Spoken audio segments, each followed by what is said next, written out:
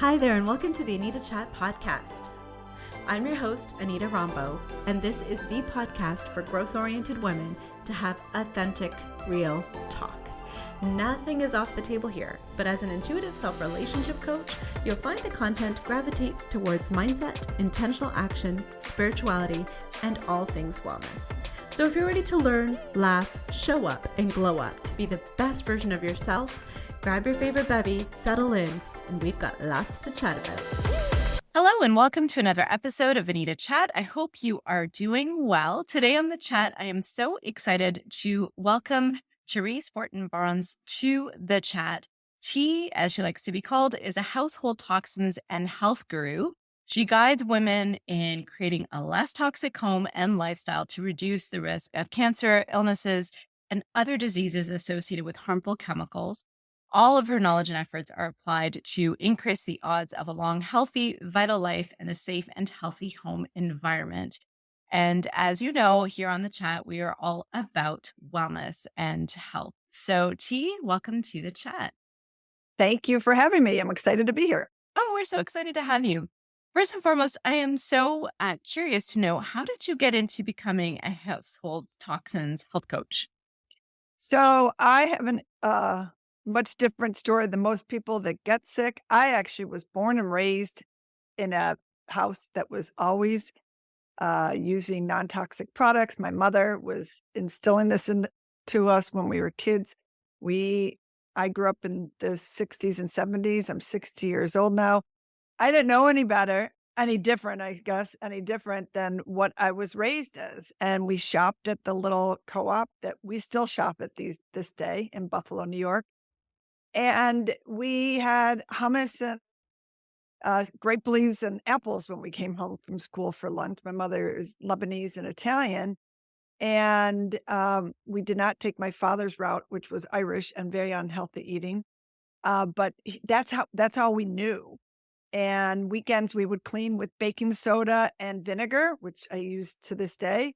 And she was way ahead of her time and making sure that these chemicals that were coming into our world, especially in the 60s and 70s, to keep us away from them. So when I went to college, I actually had a major in business, a minor in health, and I wanted to open up a big grocery store that everybody could see all these great products that are out there and yell to the world, like, you've got to, look at your health, because these products that they're selling on mainstream markets are not potentially really that good for you. So that didn't happen. I came out a party planner. I was always into parties and planning parties, and I started my own party planning business in 1985, and I've been planning parties for close to 40 years, over 700 events, not just parties, events, big events here in Buffalo and for a lot of professional athletes. But never did I lose my love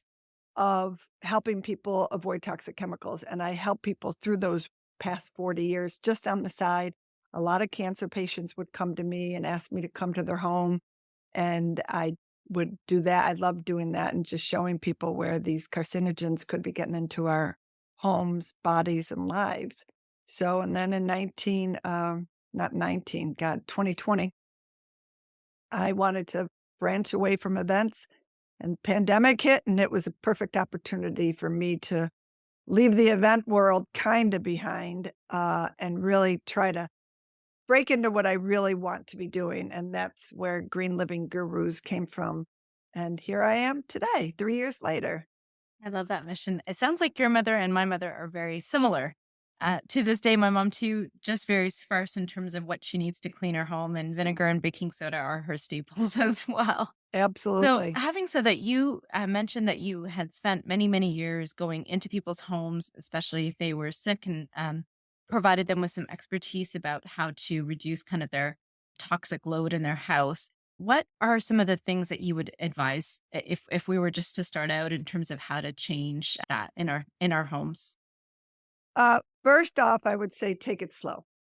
It can be overwhelming, and you try to start with one thing at a time. I've known people who want to just do it all at once, and more power to them. I love doing that for people, but it can be overwhelming because you don't want to throw everything away, but you want to slowly make changes. You've got to look at what is the most toxic item that potentially could be getting into your system, into your bloodstream.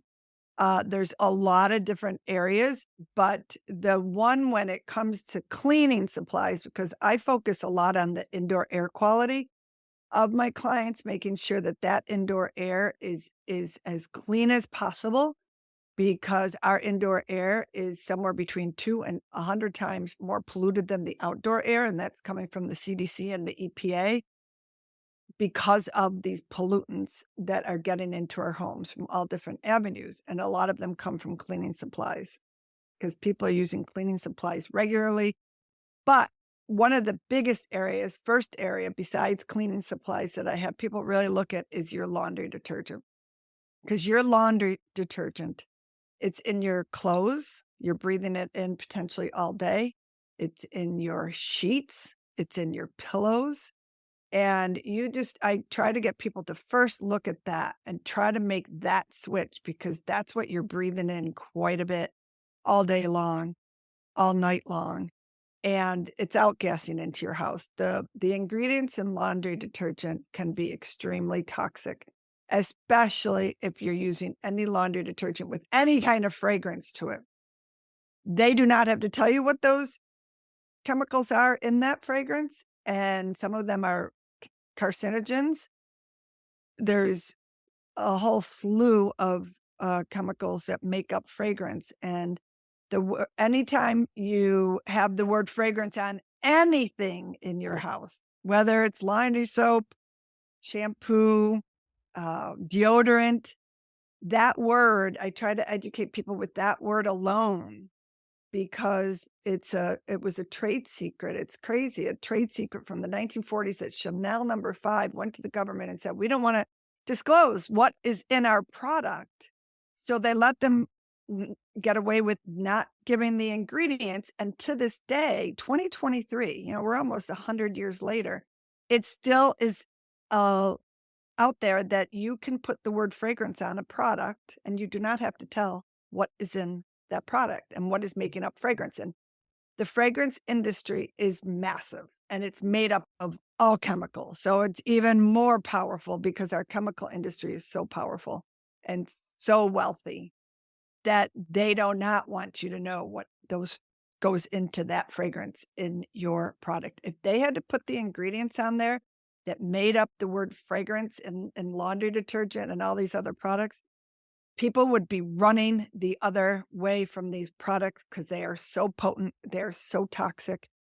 Some of them have even found to have benzene in them, which is a known carcinogen. You're potentially breathing this in.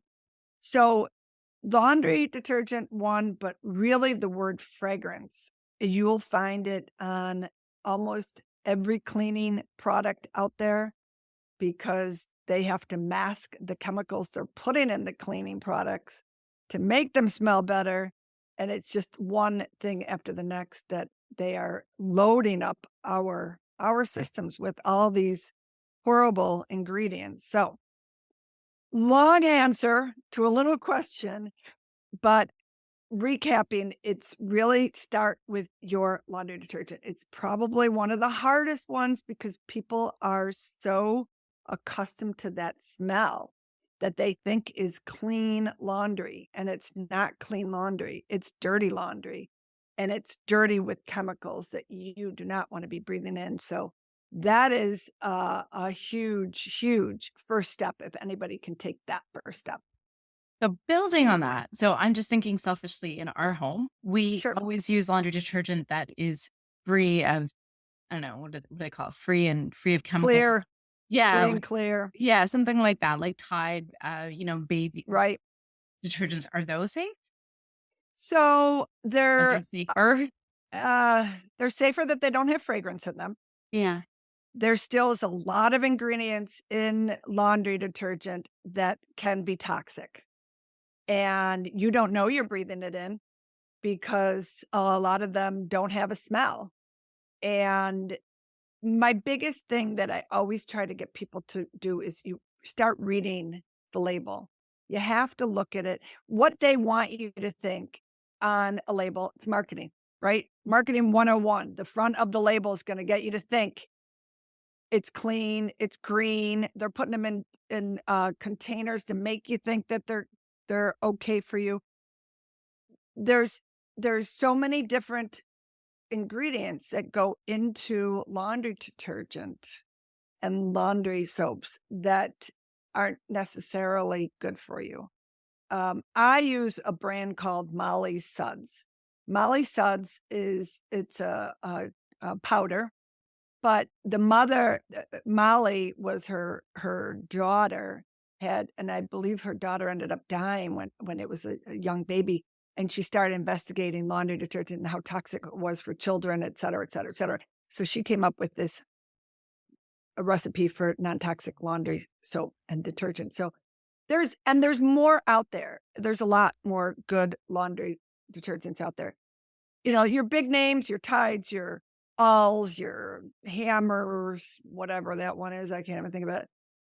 They're massive companies that are pouring money into marketing them on your TV, at your supermarket.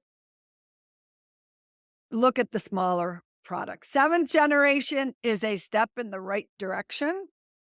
They still use a few ingredients on there that are potentially questionable, but at least you can get seventh generation almost anywhere these days.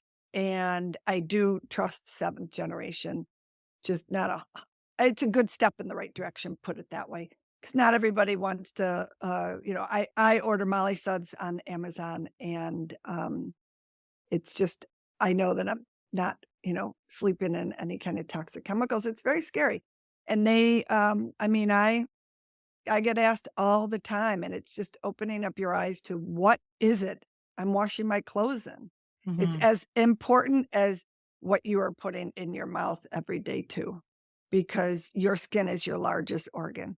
So all of these chemicals are either sitting in your clothes and potentially getting into your bloodstream, especially if you're working out and sweating. And there's just so many ways that it can get into your system, whether it's from your clothes, whether you're breathing it in your house or sleeping in it. I know I have to travel with my own sheets and pillows because I can't even take the chance of sleeping on somebody else's chemical washed sheets.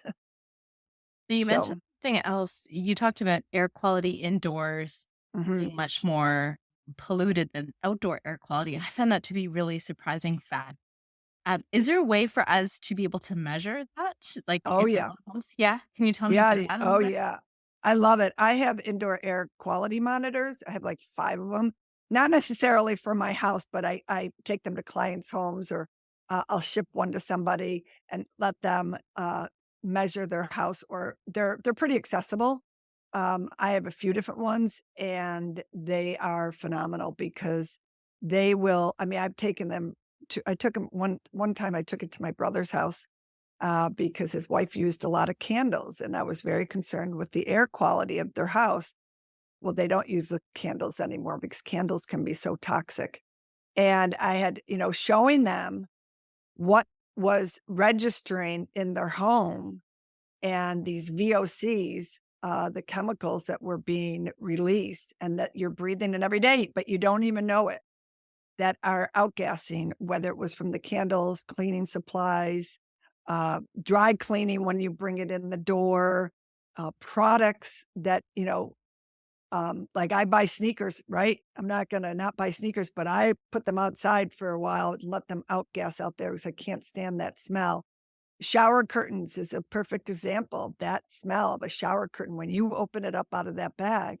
So they're getting in all different ways into your house. Those are all the common ways. And then the 2% to the 100%, people that live near throughways or polluted areas, unfortunately, are that 100%, right? So it's typically 2 to 10% is the normal household. People that are not they're bringing in way too many chemicals and they're not getting out anyway, and you're breathing them in all day long. Wow. You're making me want to just run out and buy one. I think I might after this episode just to see what we're at. Yeah, Because we I try have. to be as green as possible, and I would consider us to be very health conscious, and we're very wellness focused. Obviously, my podcast focuses on wellness, Right. but I've never measured it. So this is a Yeah, right. It's not a lot of people know that they can do it. If you go to my website, there's one that I absolutely love. It's called YooHoo. Um, it you can measure it through your phone, so you can see what chemicals are present. I keep one in the kitchen. I keep one in our bedroom. Um, I know I don't have many chemicals in my house, and because I don't allow much to come through the door, but it's fun for me just to show people what registers in my house, and then what I have tracking that I've shown other people too. So it's a good thing. It's like it's testing your house, yeah. just like you get you take your car in to get it serviced, and you go to the doctor and have your body serviced, right? It's your house. Your house is so important to our overall well-being and the Yeah. amount of time we spend in our homes. You mentioned two other things. One, you mentioned our skin being our largest organ, and its protective nature to keep things away, but yet things can kind of seep through. So can we talk a little bit about products and how they impact our overall health, like things that we might put on our body, and then also the food that we're eating, organic food, non-organic food. What are your thoughts on all of that stuff? Yeah, I mean it's a wild world out there, because it can be overwhelming. And if anybody's listening saying, "Oh my God, it's so much, it's too much for me," you just have to take a step back and just do it slowly. And as I said, one thing at a time, because then you get into your personal care products, your lotions, your hairsprays, your nail polish, your lipstick, your eyeliner, everything that we use has chemicals in them. And especially the ones that are waterproof, which have even a whole nother series of chemicals in them that make them waterproof, that are now they're calling them the forever chemical, that it's even hard to get that out of our body. So, but being aware of what you're using, being aware of reading your labels. Maybe you look at your shampoos. Great place to start. Shampoos can be loaded with fragrance. People love that their hair smells like ocean fresh breeze, I guess. But that's not an ocean fresh breeze. Those are all chemicals they're putting. And, you're washing your hair. Your pores are opening in the heat. You just have to be aware of, like, anything you put on your body is going in your body. And whatever those ingredients are going into your bloodstream, your body somehow. And they've got to come out somehow too. Thankfully, our organs are great, but that can extract them. But our bodies can only handle so much. And that bucket of chemicals eventually overflows, and a lot of times overflows into illnesses, diseases. Your skin might be telling you something. Your gut might be telling you something. You might have symptoms of something that potentially is toxic overload. So you have a woman puts on somewhere between, I think it's like between 10 and 16 different products a day. A man puts on somewhere between like 6 and 8 or something. And it's every day. And the amount of chemicals that we as women put on is somewhere like 144 chemicals. Men, it's like 116 or something like that. So every day. So that's just going on our body. Then you consider what are we eating? And what are we drinking? And what else are we putting into our body that could be causing issues in our health? Maybe not today, but down the road. So you just want to be preventative as best as you possibly can. Our water is not that great. It's loaded with chemicals to treat it, and it's also loaded with chemicals that are coming in from all these products, unfortunately, and runoffs and pesticides and herbicides. So it's overwhelming. Yes, but you do your best. You do your best. Get a water filter if you can, a reverse osmosis, drink that water. Try to avoid plastic bottles. try to eat organic as best as you possibly can. Um, and try to make switches in the personal care products that you're using as well. So again, take it one step at a time. If you're even listening here today, you're taking that first step to open up your eyes to labels. And they don't want you looking at labels. They do not want you seeing what ingredients are in their products. And they put them as small as they possibly can for that reason. So it's just being aware of what you are using uh, around you every day. I can totally relate to the label reading and the needing to be your own private investigator, if you will. Yeah. In my early 30s, I was diagnosed as having celiac disease, which is an autoimmune condition. Yep. And it was honestly the best blessing in my life. Like at the time, it certainly didn't feel like it because I was born and raised eating anything and everything. And all of a sudden, I had to make some very big adjustments. But what I found for myself was how empowering was it that my health was in my hands. I didn't need to rely on a medication Right. or putting something in my body to keep me healthy. I just needed to make healthy choices and I just needed to be an informed consumer of what that healthy choices would be. So that impacted looking at food labels and what food I was putting into my body. But it also impacts things like the laundry detergent or the shampoos or the lotions because you want to make sure that those things as well could have gluten in them. So really investigating and Right. figuring out, where it could be lurking. And it lurks in the most obscure places. But when you throw in other things like fragrance and, other things that, I might be, for me personally, things might be gluten free and relatively clean compared to, I pay a lot more for those kinds of products than some of the other kind of products that are on the shelf mainstream that other people would maybe use. But on top of that, there's another layer of digging that maybe I should be Right. doing a little bit more of. Yeah. It's, I often hear people say, well, it wouldn't be on the market if it weren't safe for you. And you mentioned we need to be our own watchdogs, take our health into our own hands. That's the most important thing because a couple things. A lot of products are on the market because they do not even have to be tested. Cleaning products don't they rely on the company to make them safe.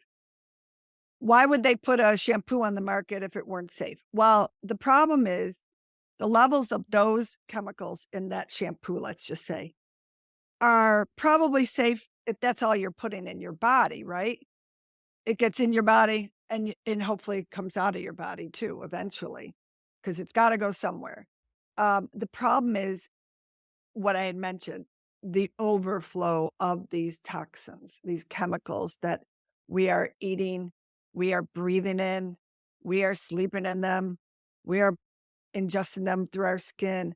That's the issue that really, everybody needs to be aware of because it's not just that one product that they say is safe and the levels of chemicals in that product is safe.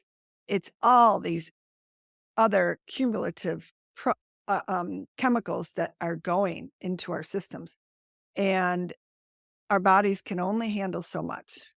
And that's my biggest message I try to get to people to realize that you have control over everything you use, eat.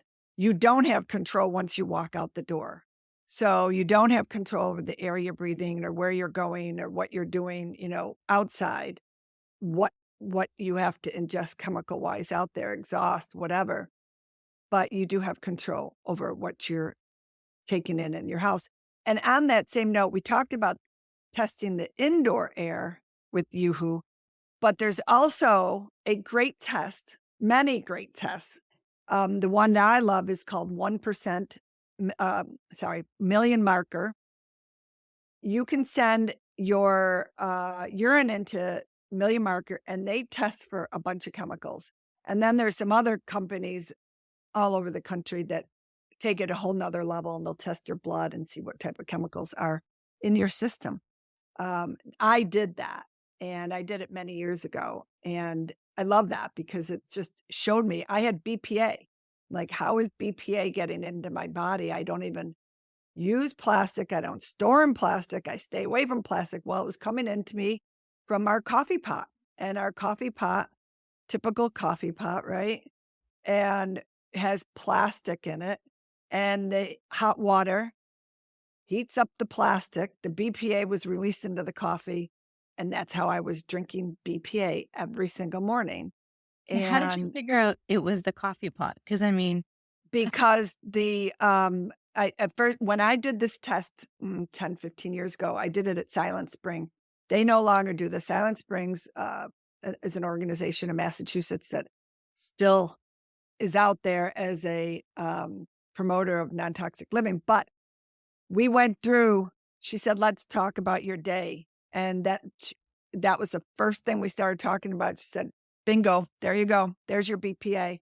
She said, you stop using that, your BPA levels are going to go down. And she was exactly right. Now I use a stainless steel coffee press.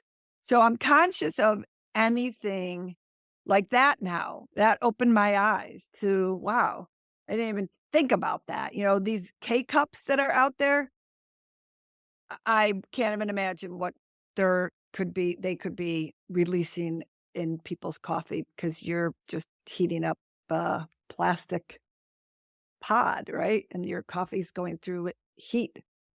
So little things like that, that you just have to start considering this for is very your, eye-opening. Thank you. yeah. So, let's talk about children, because I mean, many Oh, of us are raising children, and like I said, I consider us to be, pretty health conscious, pretty above kind of we kind of go above and beyond when it comes to things. But again, I wouldn't have thought of the coffee pot. I wouldn't have thought of, my Nespresso pods. So let's talk about Nespresso children. is metal, Okay, right? recycled metal, I think. It's But you metal. can So recycle that their might pods. be better than Thank the gosh. cups. But I wonder about that because my sister uses them and I'm like, all right, that must be better than the K cups that are all plastic. But sorry, go on. So that makes me feel better. But again, to your point, there's always gradations. There's always steps we can take, right? So Right. free and clear detergent, but I can make it to the next seventh generation to Molly Suds. Like it's always Yes. those. What are those small steps that we can take to kind of get Yes. cleaner? So when we're talking about children, can we talk about endocrine disruptors and what they are and why they're so bad, or how they can impact our kids?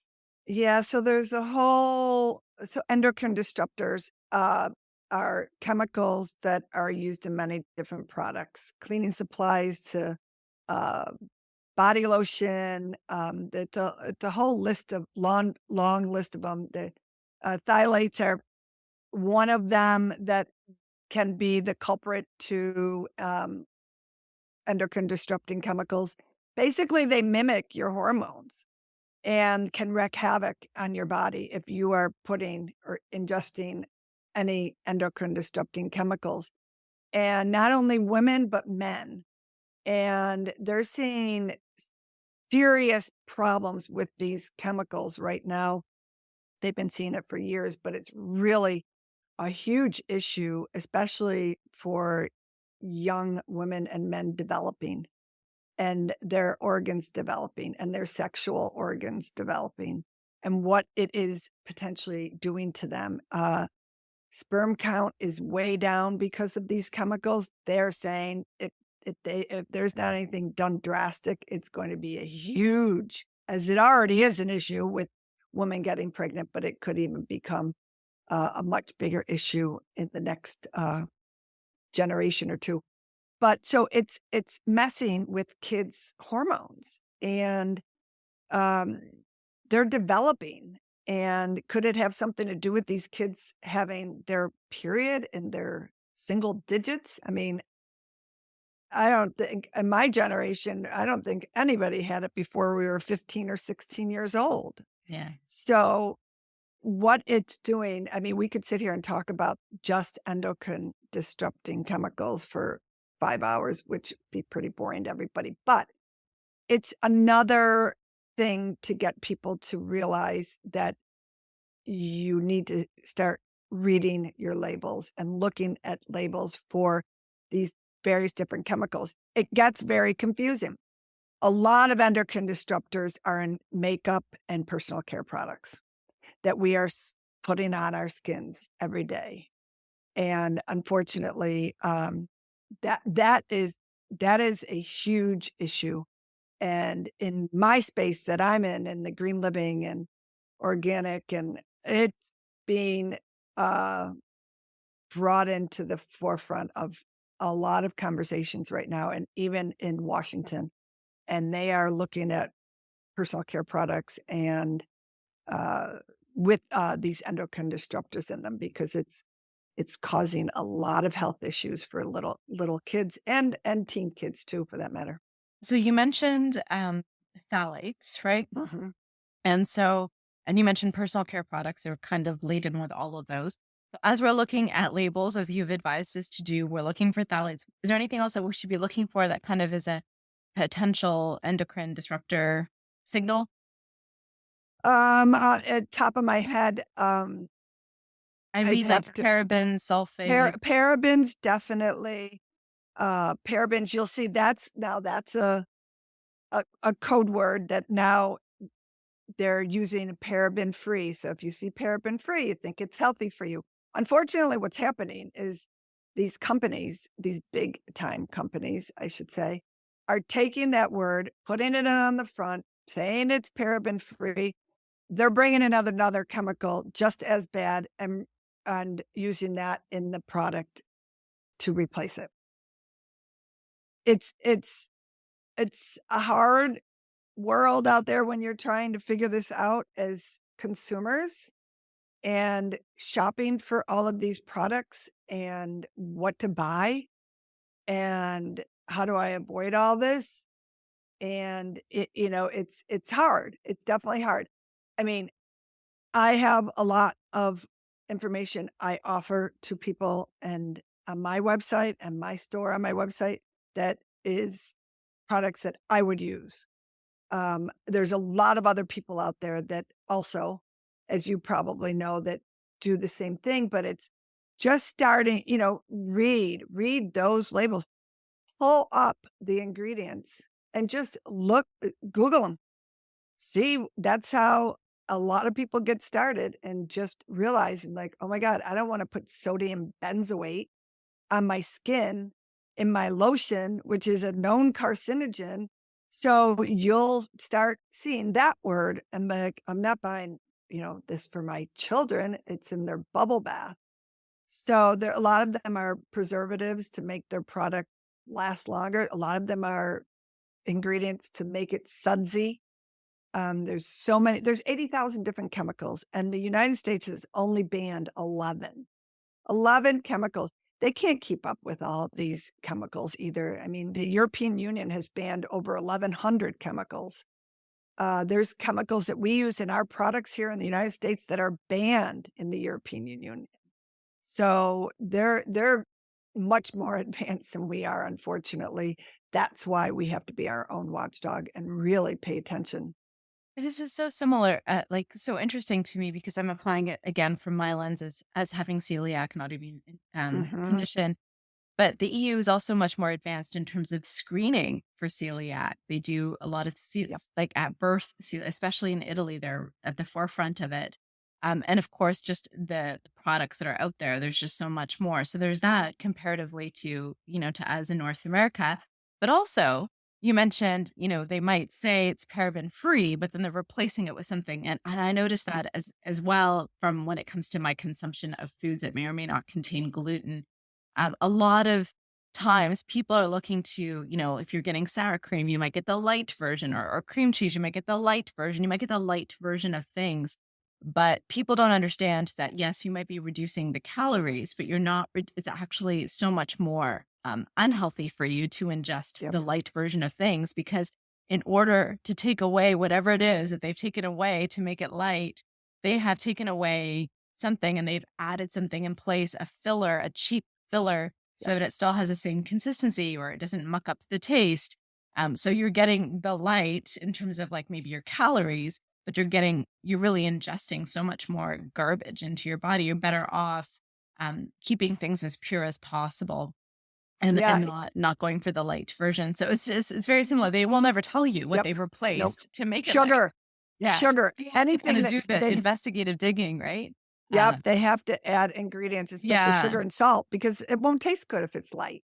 right, They have to right. add something. I mean, it's Yeah. anything light, stay away from anything light. So Absolutely. so it's just interesting. I know it's like I'm referring to it from like a health perspective and reading the labels that I do for gluten stuff, but also just again, when people are replacing things, a lot of the fillers that they're replacing it with have gluten in them. Again, Mhm. because it's a binding thing. It keeps the consistency looking the Right. same, but they're not going to label it as a gluten full product.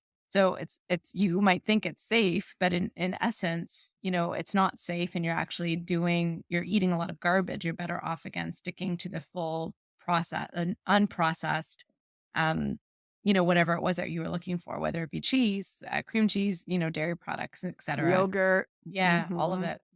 So interesting because Yeah. it's very similar. Yeah, Very, very definitely. But because you've been so aware of gluten, so you've been aware of reading labels and knowledgeable when it comes to that and what they are adding to all these products. The other thing I want to bring up about gluten too is glyphosate. And glyphosate is a nasty chemical in primarily in Roundup, but it's also used in many different pesticides and herbicides. And our crops here in the United States, if they're not organic, they most likely have glyphosate in them. And you might most likely are eating glyphosate if you are not eating organic products. And the amount of glyphosate that is in products is really overwhelming. And that's a whole nother thing that could be having a huge effect on your health, your kids' health, your gut health. Mhm. And I've interviewed quite a few people that really are close to the whole glyphosate issue we have here in the United States.